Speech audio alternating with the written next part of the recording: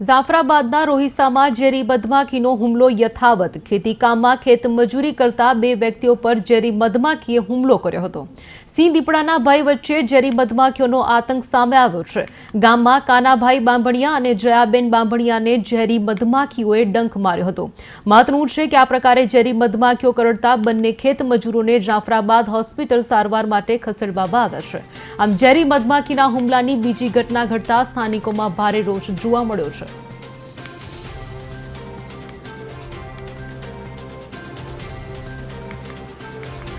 હું વાડીએ જતો હતો તો એ લોકો રાઈડ નાખવા માંડ્યા।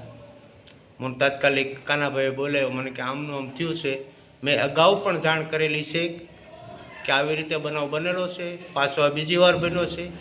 કોઈ જંગલ ખાતા કે કૃષિ વિભાગમાં જ્યાં કોઈ પણ સંસ્થામાં આવે તો એની તકેદારી લેવા ભાગરૂપે પગલાં લેવા। મધ બહુ કર્યું, સમજે?